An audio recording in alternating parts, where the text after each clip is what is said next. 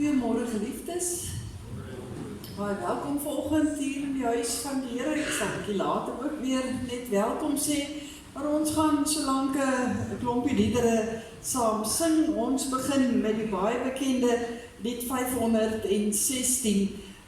Dit is 'n lied wat ook handel oor 'n vyeboom en min snaaks genoeg is daar bitter min liedere wat enigstens verwys na 'n vy of 'n vyeboom, en ons staan nou by absoluut die teenoorgestelde stil vanoggend as wat hierdie lied sê, maar dit is ook 'n aangrypende lied eintlik om ons voorsang mee te begin, want ons wil, al gaan dit hoe sleg, bly juig en jubel in die Here. So kom ons sing lied 516 saam.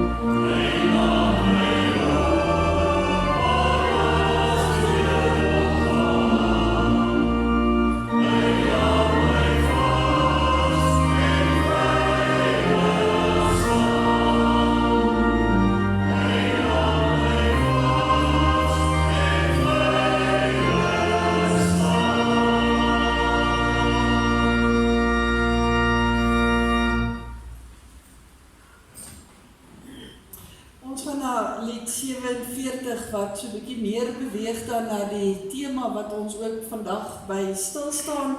Die Heer oor al wat lewe kom alles van my vra. Ons sing al 3 die verse.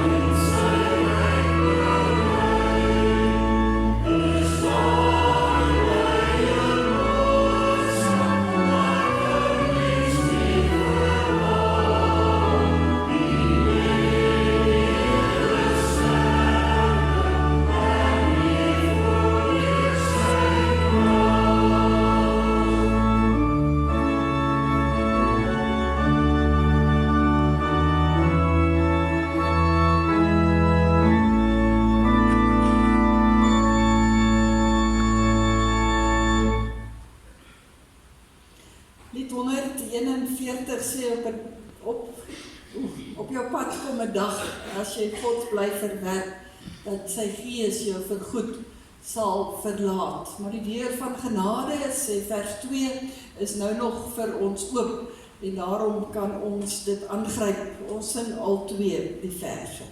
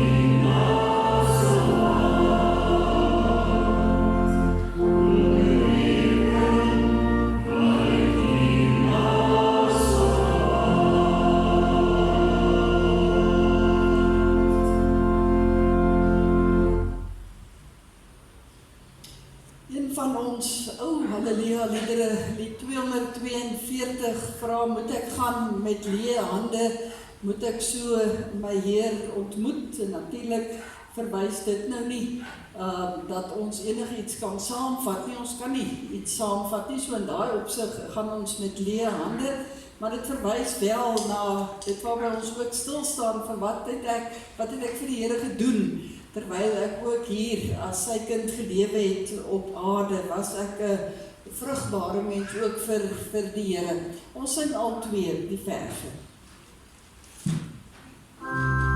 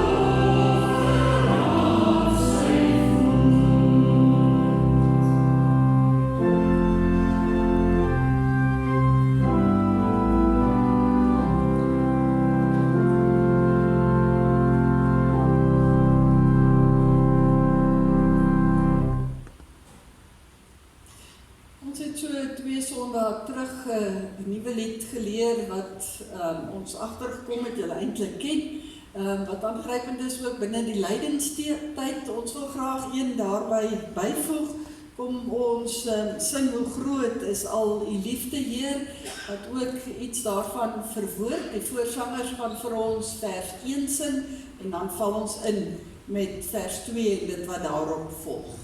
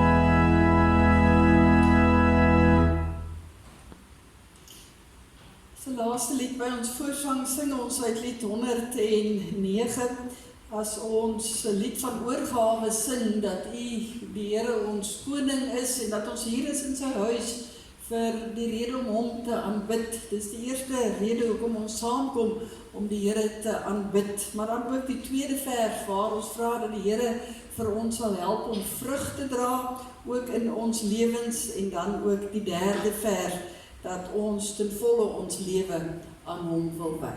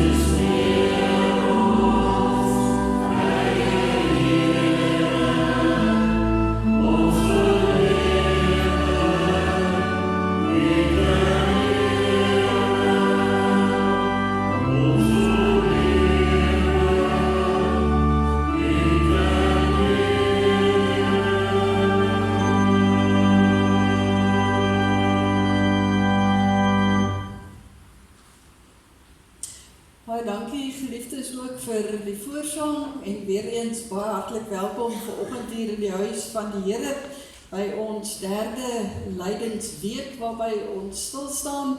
Ons het nou al 2 Sondae daarop gefokus en ook dan nou vandag en dan tot en met Paastyd. Dit was ook Vrydag en Saterdag die onderskeie wêreldbiddae vir mans en vir vroue, daar ook altyd vir kinders.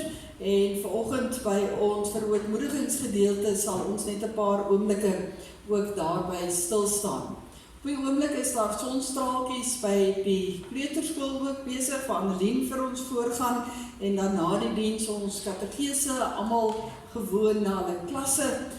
Daar is 'n onderwyser op elke pos. In die weekse program is daar niks uitspringers nie, behalwe maandag aand, 7 uur het ons leesbankvergadering rondom ons bazaar ook wat op hande is.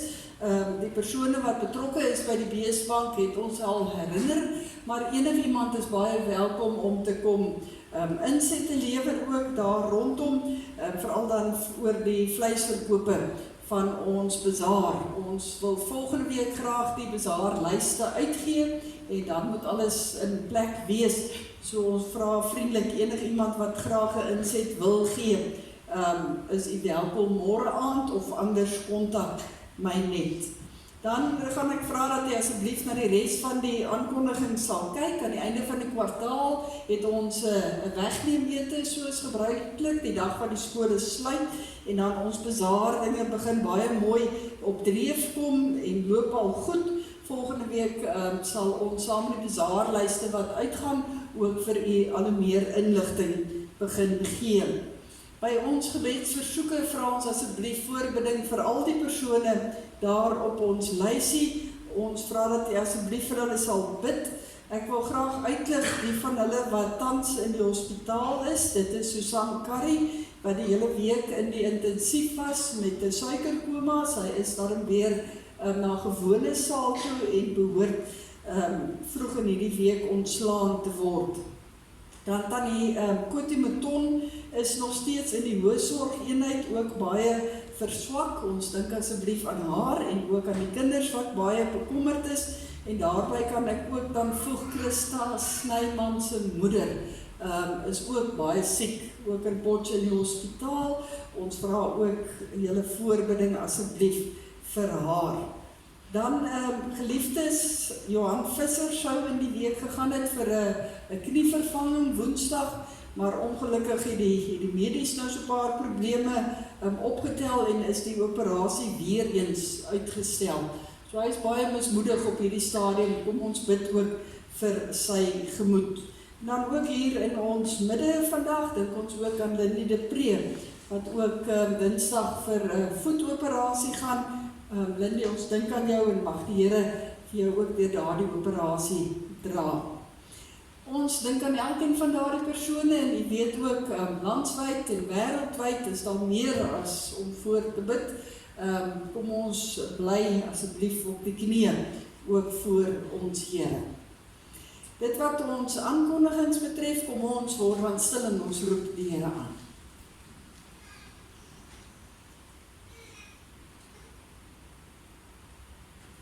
U groot dade, Here, het my baie bly gemaak. Ek wil juig oor wat U gedoen het. Groot is alles wat U doen, Here, ondeurgrondelik U gedagtes. Amen.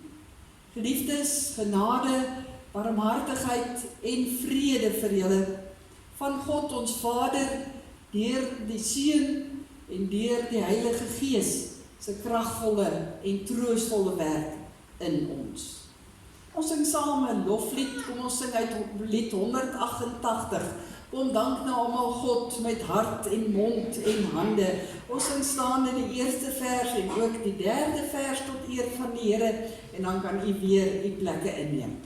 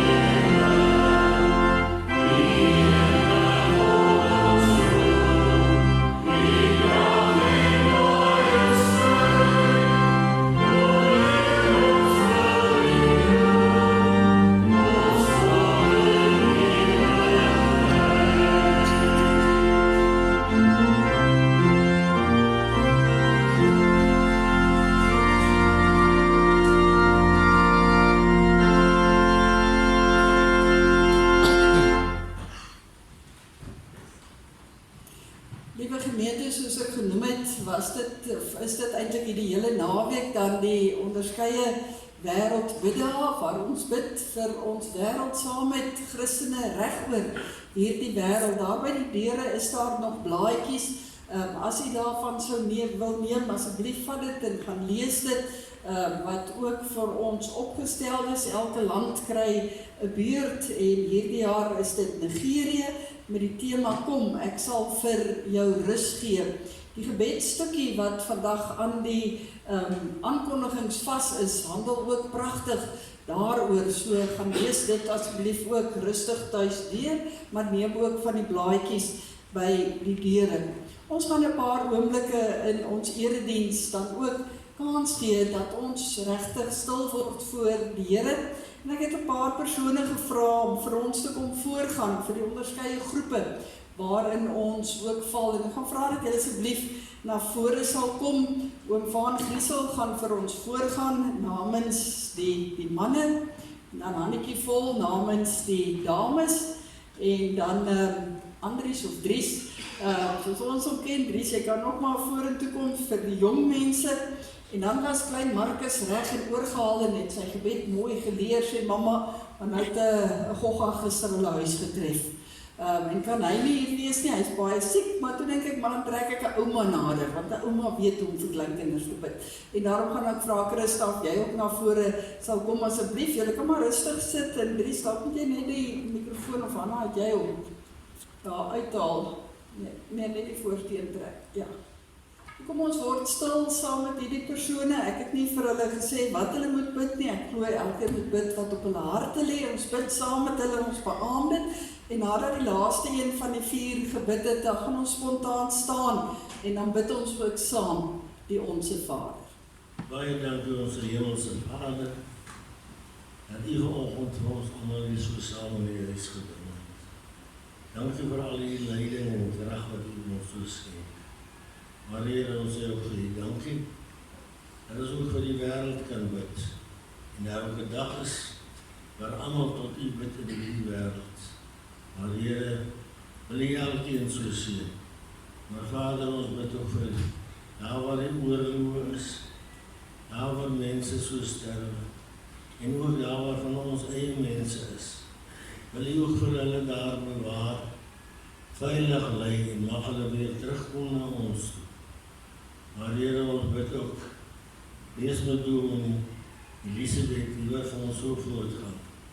Wil u ook vir haar seën in haar werk.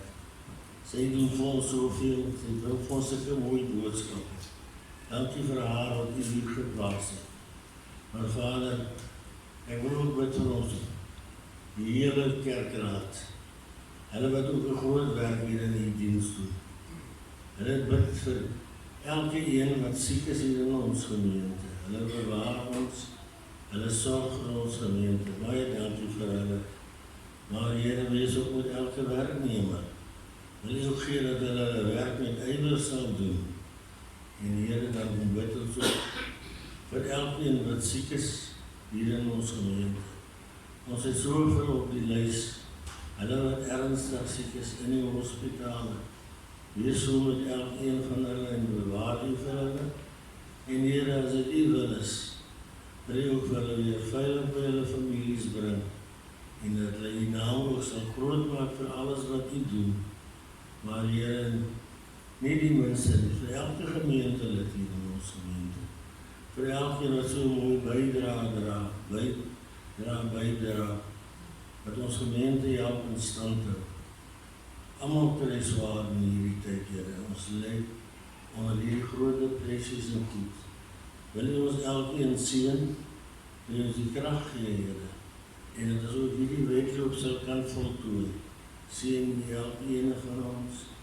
Maar Vader, ons wil ook vir u dankie sê, vir die mildelike reëns wat u ons so geskenk het die afgelope tyd.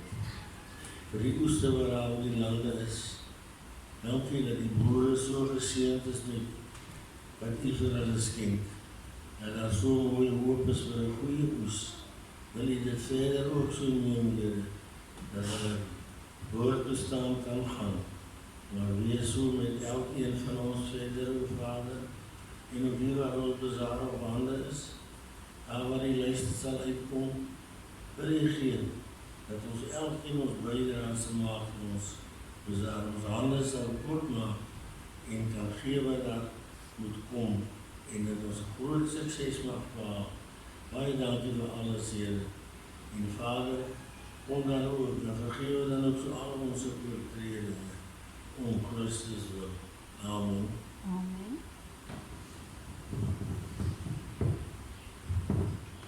Onze Vader wat in die hemel is, Here, as ek vanoggend so voor u kom staan, wil ek net sê dankie. Dankie vir u liefde, u genade en alles wat ons so elke dag van u af ontvang. Here, dankie dat u ons vrouens so wonderlik geskaap het. Dankie dat u elke dag ons hand vat en ons lei. Here, dan dink ek in besonder vanoggend aan al die vrouens hier in ons gemeente wat baie siek is, wil u vir hulle elkeen by die hand vat en dat hulle elke oomblik van u bewus sal wees. Dankie vir soveel dinge wat U vir ons so onverdiend gee. Here, en dan wil ek vir U vra dat as ons vrouens iets moet doen vir U, dat ons dit sal doen met groot liefde en altyd sal weet, dit is U wat vir ons daardie voorreg gegee het. Here, en dan laaste wil ek net kom sê, dankie Vader, dat U my Vader is en dat ek vir U my Abba Vader en Papa in die hemel kan noem. Dankie daarvoor. Amen.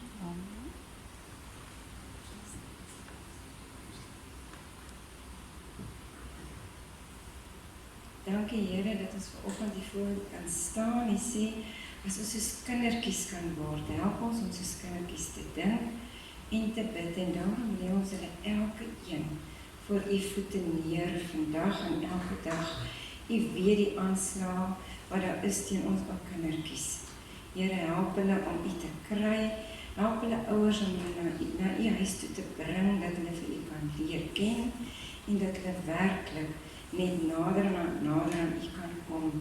Want in hierdie wêreld, Here, sonder hulle, sonder U, is ons niks. Sonder U sal hulle nie hierdie pad kan loop nie. Here, behoed en bewaar elkeen van hulle en elke ouer hart en elke ouma hart kom lê hulle voor U voete neer. Here, seën dan hierdie gemeente en hierdie dag en ons bid dit alleen met die groot genade. Amen.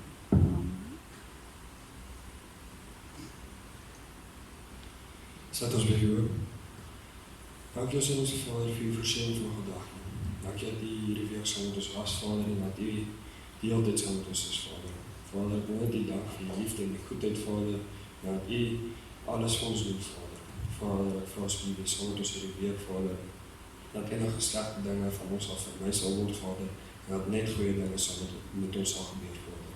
Vader, ik vraag u diep uit en bewaar ons, Vader, seën ons, Vader, en dat ons met trots u kinders kan wees, Vader. En dat ons met trots u naam kan verkondigen. Vader, ik wil net dank voor alles, Vader.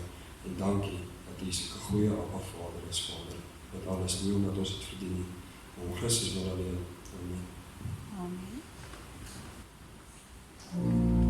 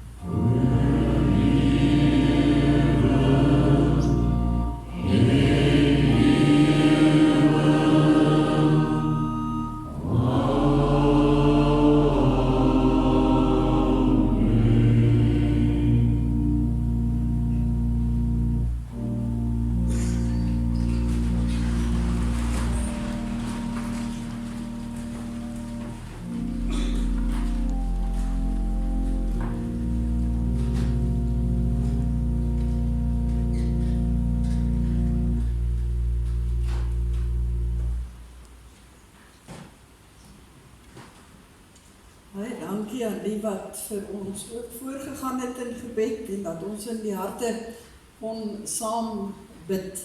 Ons gaan vanoggend die Bybels oopmaak by die Evangelie van Matteus en ons gaan uit 2 gedeeltes saam lees. Ons gaan eers 'n gedeelte lees uit hoofstuk 7, Matteus 7, en dan gaan ons ook blaai na 'n gedeelte in hoofstuk 21, baie bekende gedeelte ook, wat dan gebeur het in die week, wat Jesus ook in Jerusalem was na Palm Sondag, die verskillende gebeure waarby ons dan stilstaan, ook in hierdie lydenstyd. Matteus 7 gaan ons lees vanaf vers 15.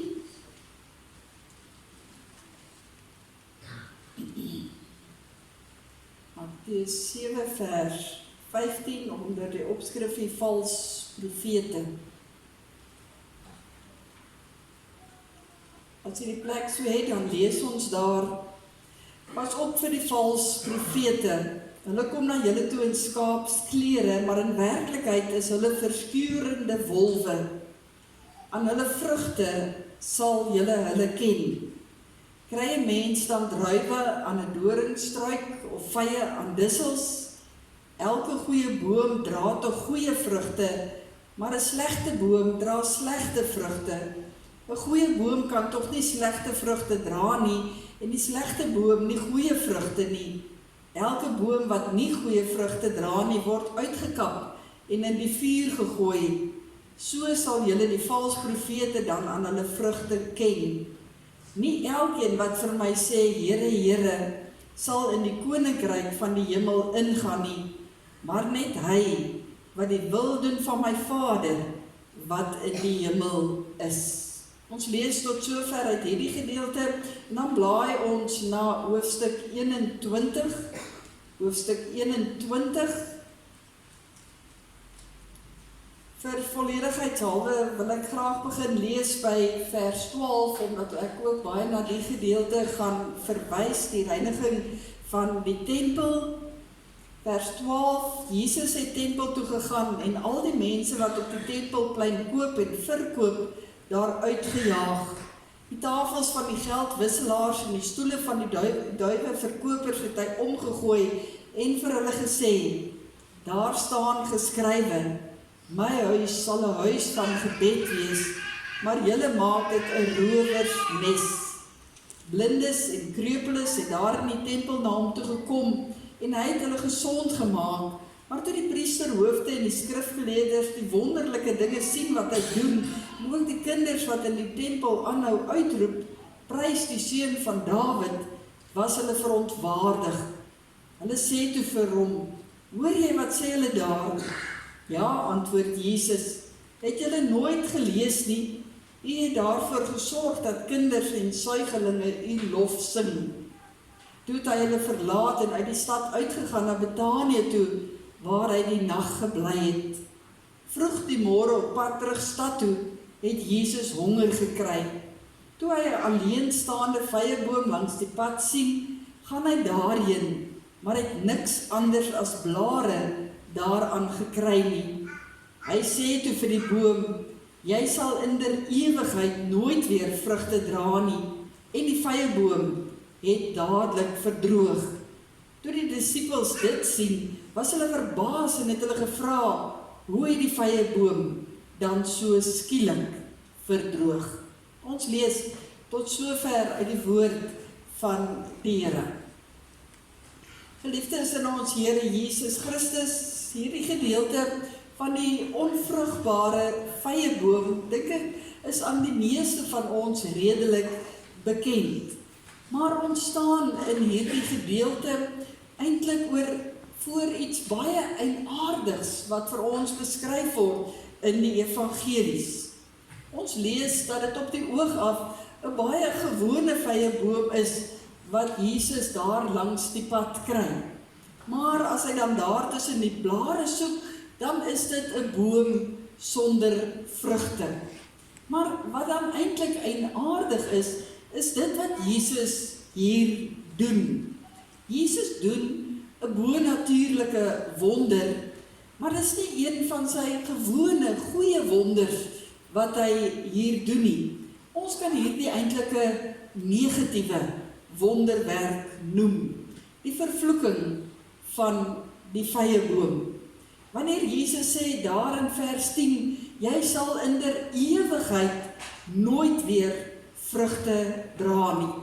En dan lees ons verder in vers 19, dat hierdie vyeboom verdroog het en verdor het tot in sy wortels. Niemand sal regtig ooit weer van daardie boom kon vye eet nie. Wat mense oor die eeue baie laat vra en laat frons het, want wat sou hierdie negatiewe wonderwerk van ons Here Jesus Christus dan nou beteken?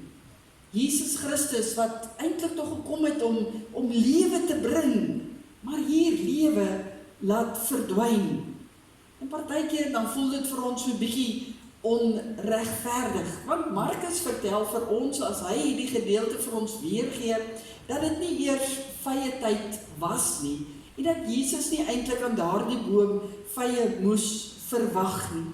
Die ander ding wat uitstaan hier, is ook die feit dat Jesus hierdie vyeboom nie nog 'n kans gee nie. Nie sê soos 'n ander gedeelte wat ons kry, waar die boer ook die vyeboom wou uithaal, maar die arbeider gesê het, maar laat ek hom nog 'n jaar versorg, en dan kyk ons nie. Nee, Jesus spreek dadelik hierdie oordeel oor hierdie boom uit, en dit verdroog tot in sy wortels. Maar as ons nou al so 'n bietjie weet van Jesus en nadink oor hom, dan weet ons dat ons Here Jesus Christus nie sommer wonderwerke net links en regs gedoen het hier op aarde nie, maar dat elke wonderwerk 'n baie spesifieke doel gehad het. Dat elke wonderwerk eintlik 'n preek op sy eie was. Dus moet ons vra, wat wil Jesus vir ons sê met hierdie donker wonderwerk wat hy hier gedoen het? Die 3 dinge wat vir ons vreemd is aan hierdie wonderwerk, dink ek word deur die oorkoepelende boodskap wat hier uitkom eintlik ondervang. Maar dit is vir ons eienaardig dat Jesus sy almag so gebruik, so op 'n baie spesifieke manier, sodat dit aandag trek, die aandag van die disippels en die ander mense daar rondom ons. Ons weet ook dat Jesus nooit wonderwerke gedoen het vir homself nie. Maar hier lyk dit oënskynlik of hy honger is en daarom eintlik kwaad word en dan hierdie vyeboom vervloek. En dan wil dit vir ons lyk asof dit nie eintlik by Jesus pas nie, dat dit so bietjie onwaardig is. Want waarom word hy nou juis op daardie oomblik so verskriklik kwaad vir hierdie boom? En ons lees nêrens anders dat Jesus ooit 'n vervloeking uitgespreek het nie. Maar as hy dit doen, is dit teenoor hierdie boom, dan kom hierdie woorde uit sy mond uit. En dan rondom die hele vraag van was dit vye tyd of nie.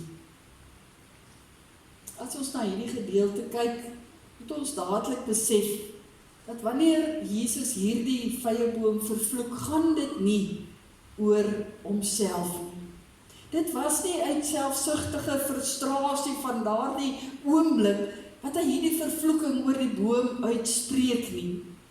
Hy doen hier 'n wonderwerk, soos al sy ander wonderwerke, tot eer van God en tot heil van die sondaar. Dis 'n simboliese daad wat Jesus hier uitoefen, met 'n baie dringende en indringende waarskuwing aan almal wat daar was, almal wat later daarvan sou hoor en dit sou lees. Kom ons kyk so 'n bietjie met 'n vergrootglas na hierdie gedeelte. Ons begin met die gedeelte waar daar duidelik staan dat Jesus honger was. Hy wat alles gemaak het, sonder wie daar nooit graan of skape of beeste, vrugte of groente sou wees nie, is bloot honger. Hy was immer voluit as mens hier op aarde. En as hy aangestap kom, dan lees ons, dan sien hy dat hierdie vyeboom waarheen hy stap, blare aan het. En daarom gaan soek hy na vye, maar hy kry niks, net blare. Dit is die kenmerk wat vyebome van daardie tyd in Israel uniek gemaak het. Die vyeboom se blare en vrugte het hand aan hand gekom, gelyktydig gekom aan die begin van die lente. En daarom as Jesus die blare sien, het hy eintlik outomaties verwag dat daar ook vye sou wees. Want die blare skep die verwagting, skep die hoop dat daar vrugte sal wees. En daarom gaan Jesus na daardie boom toe. Maar as hy daar kom en hy begin soek, dan is daar 'n uitsondering. Hier staan hierdie boom alreeds vol in blaar. Daar is nie 'n enkele vy nie. Al was dit nog vroeg in die lente, April maand, want dit was die laaste week voor Goeie Vrydag, kon hy vrugte verwag het, want daar was blare. In hierdie situasie benut Jesus dan om ook 'n boodskap uit te bring by die mense daarby hom en uiteindelik ook aan ons. Want hy sien hier 'n vyeboom wat voorgee om reeds vrug te hê. Wat is immers ons nou vol blare? So dit het die voorgee dat daar vrugte moet wees. En God stuur sy seun na hierdie wêreld toe, na mense toe, en wat vind hy by hulle? Baie keer, net blare. Niks vrug nie. Die vyeboom is 'n beeld van God se kinders. Na die uiterlike, waar daar baie tekens is van godsdiens. En na die innerlike, is daar vraagtekens, word daar gewonder. As ons net die Israeliete vat, van daardie tyd het hulle geroem daarop, dat hulle al die uiterlike dinge het. Hulle het anders vir Abraham as vader gehad, die tempel waar daar gestaan het, was hulle trots, die owerpriesters het met lang gebede, wat hulle in die openbaar gedoen het, mense beïndruk, ander het weer hulle gesigte bleek gebeur, sodat hulle kon sien, sodat die mense rondom hulle kon sien, dat hulle besig was om te vas. Geweldig indrukwekkend na buite toe, maar vol van binne, sê Jesus op 'n stadium, vol doodsbeendere en onreinheid. En toe Jesus daar in Jerusalem gekom het, en hy kom by die tempel, en daarom het ons daardie gedeelte ook gelees, wat vind hy daar by die tempel? Hy sien dat die gebedshuis omskep is in 'n rowersnes. Dat daar niks gebeur wat moet gebeur, soos wat die Here sou verwag nie. En daarom deur hierdie vyeboom episode kom lê die Here weer eens klem op dit wat hy net van tevore beleef het. Want toe hy in daardie tempel instap, is dit asof hy net donkerte belewe, maar daar juis in die tempel moet lig wees, die lig van God moet skyn. Want waarop val sy oë? Op die geldwisselaars en op die duiwe verkopers. En dit is nie die vrug wat die tempel van die Here moes dra nie. Tempel moes 'n plek wees van gebed en van lof en eer bring aan die Vader volgens vers 13. Natuurlike aanhaling uit Jesaja 56 uit. Maar nou word hier handel gedryf en dit gaan nie soseer hier oor die handel wat gedryf word nie, maar dit gaan oor die manier waarop daar handel gedryf word. Geldwisselaars was daarop uit om mense in te doen, om skelm te wees en hulle eie sakke te vul. Want in daardie tyd was die Romeinse geldeenheid, die geldeenheid wat die ronde gedoen het.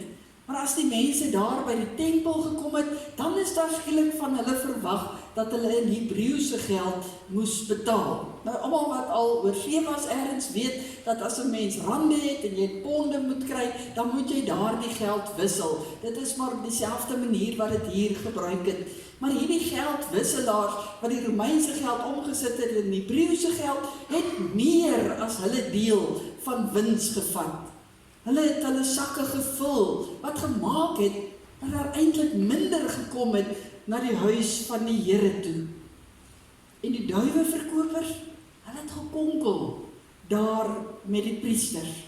En as jy nou 'n duiweverkoper was, dan het die priester net jou duiwe goedgekeur. En mag die mense net by jou die duiwe gekoop het, sodat jy dit na die priester toe kon neem om te offer. En natuurlik was daar nou so 'n bietjie onderhandeling hier onder die tafel deur, en het die duiweverkopers ook hulle extra geldjie gekry, en die priesters het ook so 'n bietjie 'n geldjie in hulle sakke gekry. Dit was vir hulle 'n wen-wen situasie. So dit wat daar gebeur was niks anders as 'n rowersnes nie. Daar was oneerlikheid in oorvloed aan die gang, en daarom word ons Here Jesus Christus kwaad. Word hy so kwaad dat hy die tafels omgooi en die mense uit die tempel uitjaag, omdat hy nie na die oneerlikheid wat hier besig is om te gebeur en die ontheiliging van sy huis kan verder aanskou. En net daarna kry ons dan die verhaal van die vyeboom. En Jesus gebruik hierdie situasie wat nog vars in die disippels en die mense wat saam met hom is, so koppe is, om dit op hierdie vyeboom van toepassing te maak. Die oog af uiterlike vertoon, die oog af wonderlik, maar weinig vrug. Indien enige. Vyeboom het nie die vloek verdien, omdat dit nie vrugte gehad het nie, en nie omdat dit nie vye tyd was nie, maar omdat dit uiterlik die versiering of die voorgee gehad het, dat dit vrugte het, dat dit 'n vals indruk geskep het. Wat wil Jesus dus sê met hierdie aksie? Hy wys alles skynheiligheid af. Jy kan nie voorgee dat jy glo en nie werklik 100% elke oomblik op hom vertrou nie. Jy kan nie sy dood en sy opstanding bely, jouself 'n Christen leef of noem en dit nie leef nie. Jy moet dit leef. Anders is dit 'n aangeplakte godsdienst sonder die werklike geloof in jou hart. En dis nie net hier nie, maar in soveel plekke van die evangelie waar ons lees dat hierdie voorgee vir Jesus geweldig ontstel. Hierdie uiterlike vertoon, maar sonder die ware geloof in die hart. Gebou op Jesus Christus alleen. Dit is wat die Here soek. Dat ons werklik moet leef as sy kinders. Andersins, die erge woorde van hierdie gedeelte, is dit vervloek. Anders het hy verniet na hierdie wêreld toe gekom. Ons moet dit ons persoonlik toeëien en ons moet dit leef na buite. Ons moet die vrug dra wat by die bekering pas, soos wat ons so mooi in die woord van die Here ook lees.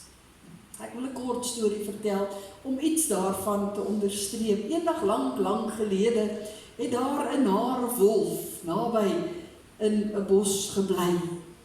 Hy het 'n harde lewe gelei en hy was dikwels honger. Partykeer het hy gekom so tot op die rand van die bos. Dan het hy daar onder 'n boom gesit en hy het gekyk daar na die dorpie daar onder hom. En hy het veral belang gestel in die honde wat in daardie dorpie ook geleef het. En hy het gou opgemerk na rukkie dat daar 'n ou tannie was wat 'n sagte hart gehad het vir die rondloper honde in daardie dorpie. En dat sy elke dag uit haar pad uit gegaan het om ook vir hulle 'n bietjie kos daar uit te sit. En dan was die honde dadelik by en het hulle daardie kos ook geniet.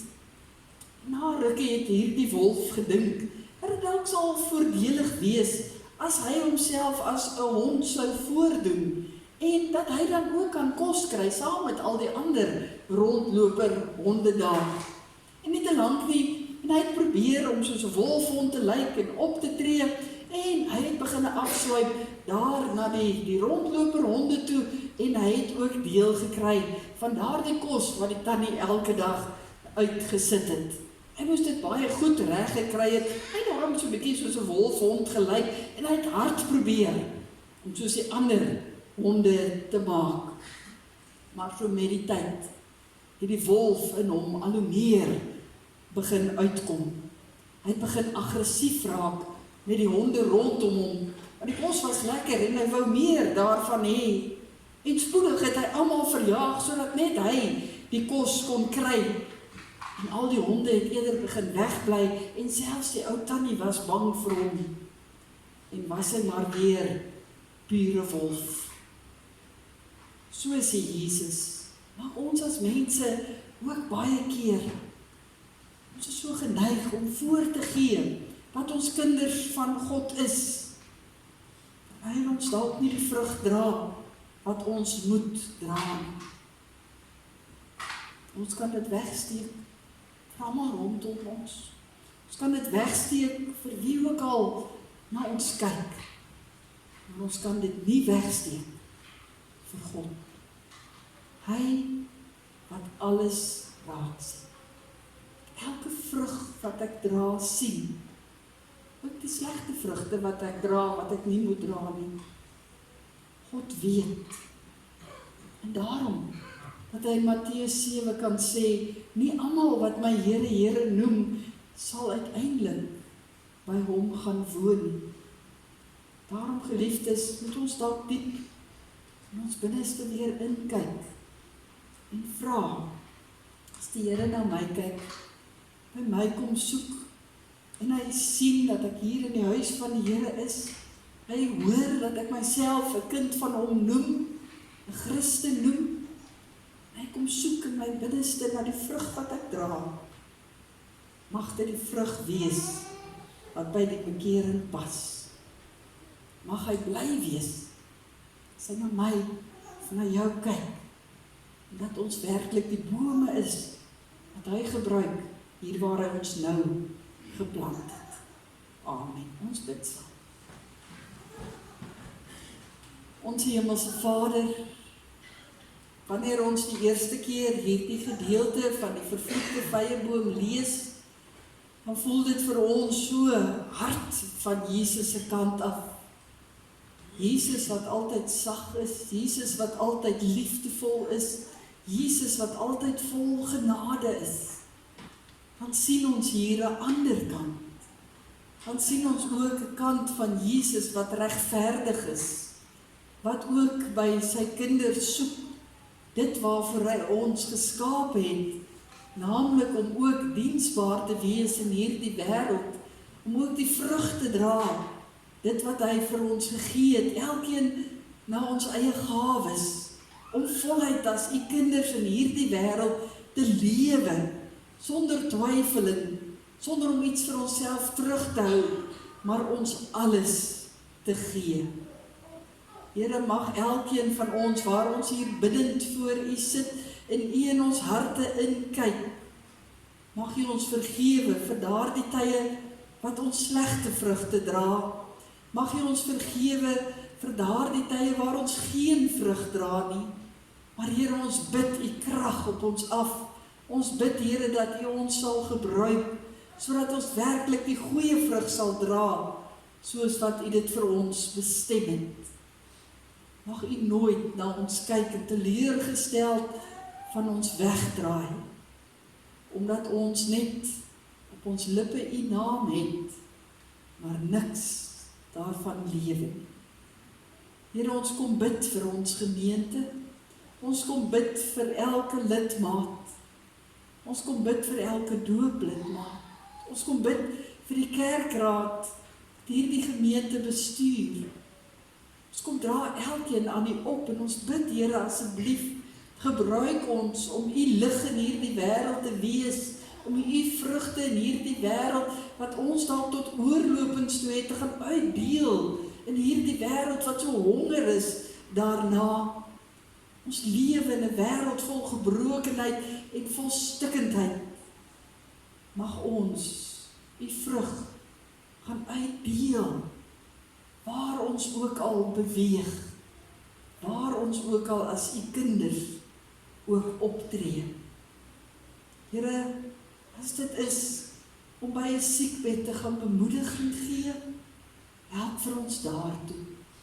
As dit hulle is wat moeg en moedeloos is in die hemel, gaan bemoedig met u woord, gebruik ons so. As dit is, Here, om u koninkryk in hierdie wêreld uit te bou, deur die te gaan soek, wat nog nie van u gehoor het nie, of hulle wat weggeraak het, Here, gebruik ons so. As dit is om op die knieë te wees, elke oomblik wat ons kan, ons harte na u toe op te hef en te bid, gebruik ons daar. Here, dankie, dat u elkeen van ons 'n vrug gegee het, 'n gawe gegee het, wat ons kan gebruik, klein en groot. Mag ons dit net voluit gebruik. Seën vir ons in 'n nuwe week in. Dra vir ons, Here, in al ons uitdagings. Maar gebruik ons ook om werklik u diensknegte in hierdie wêreld te wees. In Jesus naam. Amen. Daar is geleentheid om die Here te vereer met 'n offergawe.